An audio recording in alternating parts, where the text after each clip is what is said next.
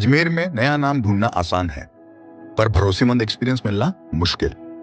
साफल्यम अजमेर, नाम नया, वही पुराने शानदार एजुकेटर्स।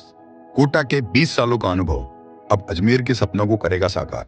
नीट की शुरुआत most experience and stable team के साथ।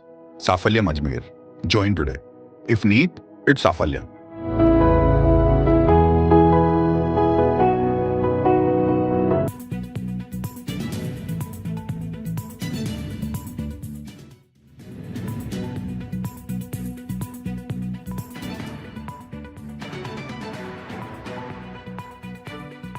दोनों किसी भी काम को करने के लिए आपको एक बेसिक मिनिमम रिसोर्सेज की रिक्वायरमेंट रहती है कि अब यूपीएससी के पास क्या रिसोर्सेज है, उनके पास क्या व्यवस्था है, क्या सिस्टम है और यहाँ क्या है। मैं अभी जस्ट पहुँचा ही हूँ, कमेंट नहीं कर पाऊँगा, बट यूपीएससी का जैसे आप बता रहे हैं कि टाइम टेबल के अनुसार और समय से चीज़ें पूरी होती है, वो आइडियल सिचुएशन होना चाहिए, इसमें कोई दोहराए तो है नहीं।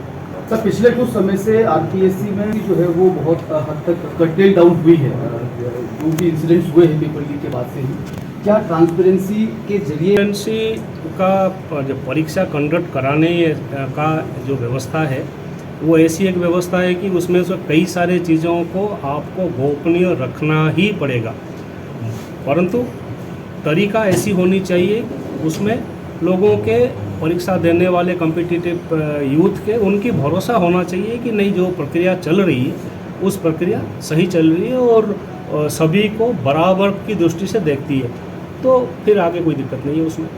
लेकिन जिस तरह के माहौल रहा है, सब कुछ यहाँ पे चल रहा था, आपको भी ध्यान है कैसे चल रहा था कैसे नहीं चल रहा था, अब उसको रोकने के लिए किस तरह के कदम उठाने चाहिए, क्या नवाचार आप करेंगे? समस्या क्या है और हर समस्या का कोई ना कोई समाधान का तरीका ढूंढने की आवश्यकता है। जो प्रॉब्लम्स अगर कहीं भी है किसी भी प्रकार, ऐसा कोई व्यवस्था नहीं है जो व्यवस्था 100% सही है। हर व्यवस्था में कुछ ना कुछ रिव्यू करके सुधार करने की गुंजाइश हर वक्त रहती है, तो कोशिश यही रहेगा कि कितना कर सकते हैं बेटर और कितना सुधार कर सकते हैं ताकि जो व्यवस्था है वो सही रहे।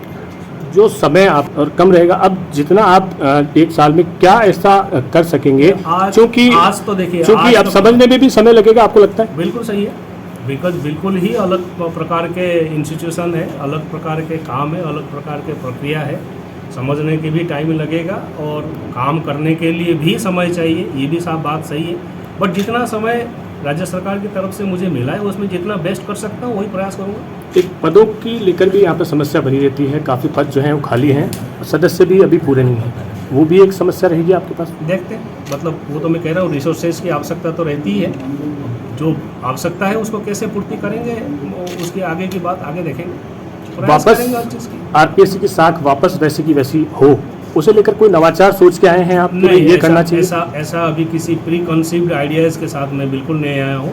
व्यवस्था देख के समझ के जो चाहिए उसके अनुसार काम करूँगा। ठीक।